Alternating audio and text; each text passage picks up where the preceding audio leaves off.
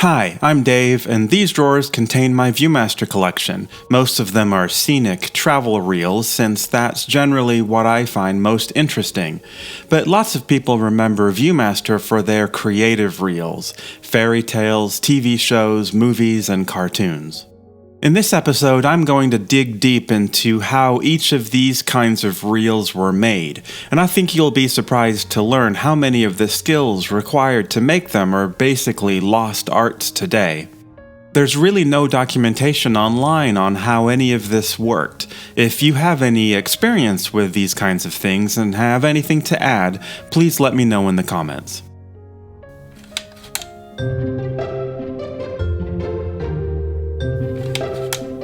The first several years of Viewmaster focused on scenic travel reels, but in 1946, a series of 6 fairy tale reels were produced.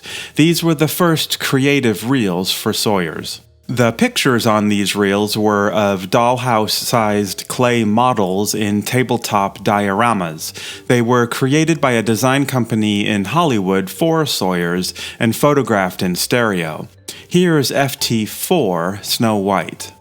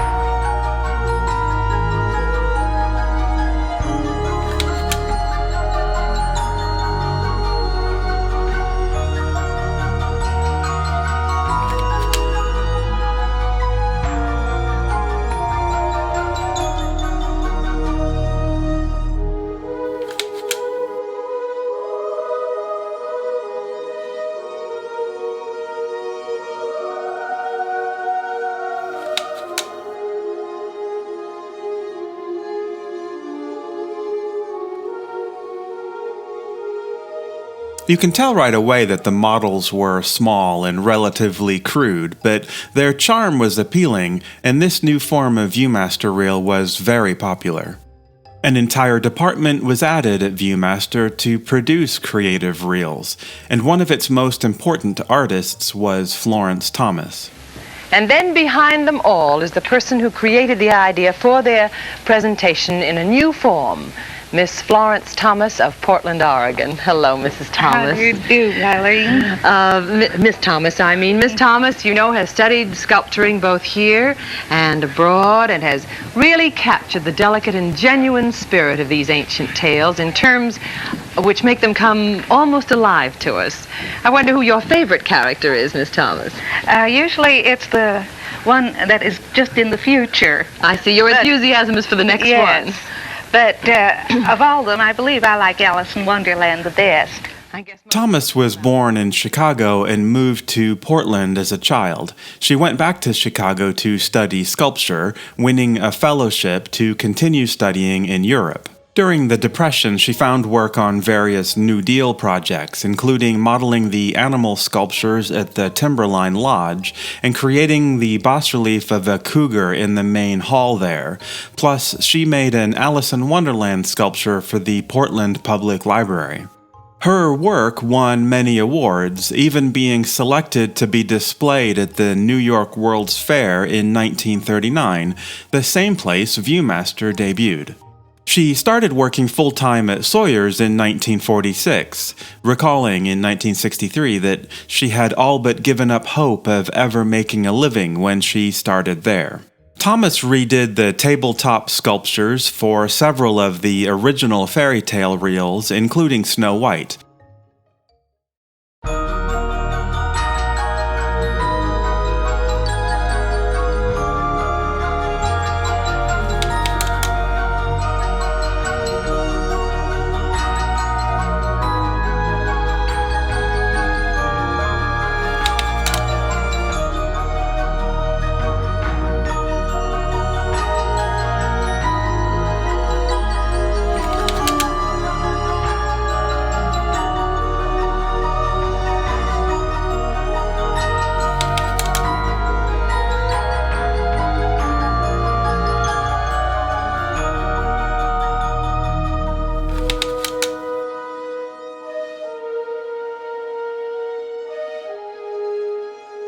Her skill and attention to detail are clear, but you've probably noticed that these versions of Snow White don't look like the Disney version we're more familiar with today. At the time, the only real competitor to ViewMaster was Tru Vue, a 35mm film strip-based 3D format released originally in 1933. Tru Vue fell behind Sawyer's in the race to produce color reels, and by the late 40s they were struggling to compete. But Tru Vue had one ace up their sleeve, a license to use Disney's cartoon characters in their products.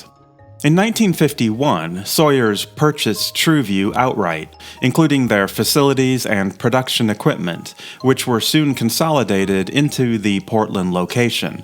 Most importantly, this gave Sawyer's the license to produce Disney-related reels, and it launched a long-term relationship with the House of Mouse. Sawyer's had a knack for getting ahead of pop culture trends since 4 years later Disneyland would open, and ViewMaster sold millions of reels of the park over the years. They even sponsored, as GAF, the photo salon on Main Street for a while. This GAF ViewMaster is a lot of fun. What do you think? Extremely interesting. The three-dimensional color pictures are extraordinary. I find these how to play football reels very instructional. I always considered the GAF ViewMaster an ingenious invention of great educational value. Gee, I always thought it was just a lot of fun. The production of 3 reel creative packs for ViewMaster mirrored the complexity of actual movie production. For example, the revised Cinderella pack took over a year to finish. A script was written, revised, and then 21 scenes storyboarded and approved.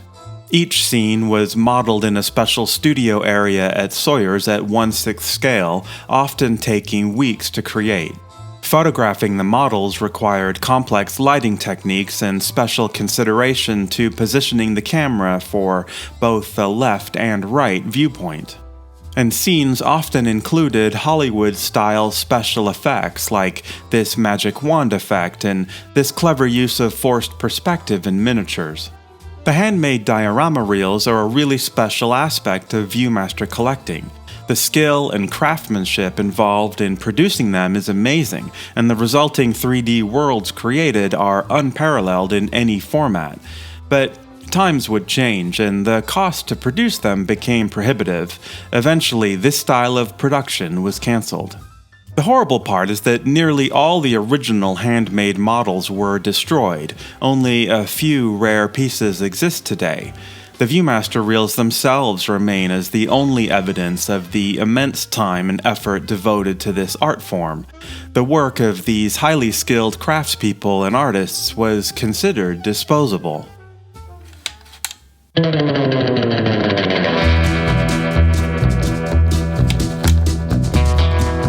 As the Second World War ended and the American economy boomed, home television sales skyrocketed. New TV show productions took off as well, and nothing was more popular than the cowboy show. The first cowboy TV show to hit the airwaves was Hopalong Cassidy. In 1941, there had been 54 Hopalong Cassidy films, but by the late 40s, the franchise was struggling. Hopalong Cassidy himself, William Boyd, mortgaged everything he owned to buy the intellectual property rights and convinced NBC to air one of his films on television in 1949. It was a huge success, and the cowboy TV show era had begun. Here's another example of Sawyer's ability to get ahead of a major pop culture trend. The original scenic ViewMaster reels had appealed to a generation of people desperate to travel to exotic places. In 1950, a new generation was about to grow up with television, and ViewMaster was there from the start. This was the age when your favorite show was broadcast only at a certain time, and you had no way to just watch it whenever you wanted. If you missed the latest Lone Ranger, you just missed it. ViewMaster was the streaming of the day, full color, high resolution, and in 3D. A 50s kid could relive their favorite shows whenever they wanted. Sawyers wanted their reels to be as if you were right there with your favorite TV stars, so producing a reel out of a show's existing publicity material wasn't good enough. Luckily, photographing TV shows was relatively easy. The shows were filmed on sets or backlots in the Hollywood area, and it was easy to have a photographer there to take 3D pictures during production. The ViewMaster packs reproduced scenes from whatever episode was in production at the time, and I was curious to learn how the process likely worked. Here's an example. This is the 3-reel ViewMaster set for the Man From U.N.C.L.E, the very important zombie affair from 1965. Here are the images from the reels and the matching moments from the episode. Most things match really well, but they're not exactly the same. Like this stunt, it doesn't match exactly, so the ViewMaster pictures were taken during production with the photographer standing just next to the movie cameras, but often they used alternate takes or rehearsals.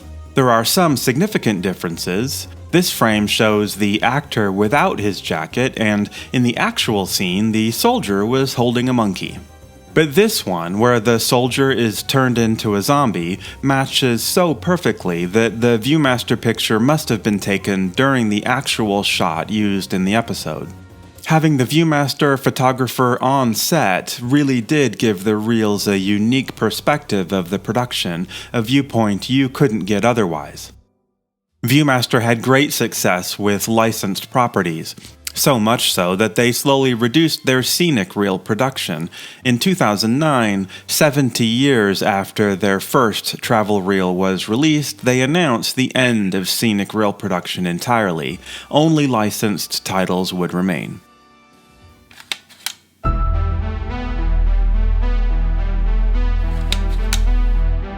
The Disney licensing brought many Disney movie tie-ins to Sawyers, and here's one of my favorites. The Black Hole came out in 1979, and the ViewMaster 3-reel pack soon followed. It represents a transition from on-set 3D photographs like what had been done with television shows to a cut-and-paste style. The Black Hole reel has both styles. This shot, Reinhardt's Dinner, was photographed in 3D on the set of the movie. You can tell because the depth effect of the table is continuous from the foreground to the background. But images like these, Harry Booth Explores, are clearly flat images cut and pasted into a collage. ViewMaster is often criticized for these cut-and-paste reels, like E.T. or Superman, because the 3D effect is very limited, but the cost and complexity of getting a photographer on set was prohibitive. I was really curious exactly how these cut-and-paste 3D collages were created, but there's no record of how this was done at ViewMaster, at least that I can find, but I have been able to piece together a good guess, mostly using techniques described in this book, Images, Images, Images. This book's about creating high-end 35mm slideshows from 1979 with basically the same kind of image compositing techniques used in Hollywood special effects at the time, but at a smaller scale. At the time, movie studios would include 35mm promotional slides in their press kits. Here are 2 press kit slides for the Black Hole movie. This was the only way to distribute high-quality images of the movie to publishers. This promotional slide was the source for this ViewMaster image titled Cygnus Running Lights, where the Cygnus floats above the stars but behind the text. Let's use this as an example to try and understand how ViewMaster made a 3D image from a 2D slide. Our goal is to expose a blank frame of film with individual elements, in this example the stars, the spaceship, and the text. Our challenge is that we can only expose an area of film once. If we expose the spaceship onto the center of the film, and then expose the stars in that same location, it would be a double exposure, and it would look like this instead of this. To keep our elements separated, we need to create masks. Black and white transparencies that only allow light through them in controlled areas. We'll need a mask for each element of our collage. First, the original slide is very small, so you'd start by making a larger version of it and mount that to a pin-registered light box. This allowed you to keep all the picture elements lined up perfectly. Now we need to create a mask for the Cygnus spaceship. The most common way to do this at the time was to use Rubylith, a translucent red-colored sheet. You'd put this over your picture and carefully cut out the shape of the spaceship with an X-Acto knife, giving you a red spaceship shape on a sheet of transparent plastic. You would then photograph this red silhouette onto very high-contrast, orthochromatic Kodalith film, which creates negative images that are either black or white, no shades of gray at all. Orthochromatic film does not see the color red, so everything red develops clear, everything else develops black, and this is our spaceship mask. You would also need the opposite mask, where the spaceship is black and the background white. To make that, you'd just take another Kodalith image of the mask itself. The white area would expose and become black, and the black area would block the light and remain white, giving you a negative mask. We also need a pair of masks for the text, which is the same process, but uses pre-cut transfer text like Letraset, so you didn't have to cut out the letters by hand, you could just transfer them from these sheets. Now we have our original image and masks for the spaceship and text elements. It's time to create a single new image from them. Because we've separated the elements, we can control where they are positioned in the final image. We need to expose our elements onto blank film from the background to the foreground, so we'd start with the stars. If you notice, the stars used in the Viewmaster picture are an enlargement of the upper left corner of the original slide. You'd stack the stars and negative spaceship and text masks together and photograph that, resulting in an exposure of the stars with unexposed holes where the spaceship and text will go. Then we use the positive mask to expose just the spaceship into the hole on the same piece of film. The mask makes sure that only the light from the spaceship part of the original image goes onto our negative. Then the positive text mask and an orange light would expose the text area with the orange color. And that gives us our left eye image. But nothing's 3D about this. To get the 3D effect, we need to make a right eye image. For the right eye, we have to shift each element either left or right. Anything shifted to the right will go into the picture, and anything shifted left will pop out of the picture. We want our stars to appear far away, so we need to scoot the original enlargement to the right. The spaceship is a little closer, so we move the spaceship image and its masks to the right a little less. And the text is closest, so we can get away with not adjusting that at all. And now we have our right eye image. The text is the same, the spaceship is a little to the right, and the stars are even further right. Put them into a Viewmaster reel and the 3D magic comes alive. Today, this whole process seems like a lot of work, but it did get easier. You could buy pre-made masks, ovals and rectangles, which made the process of creating 3D views of movie press kit slides quick and easy. Although I do think this approach broke the "it's like you're really there" philosophy Viewmaster was famous for.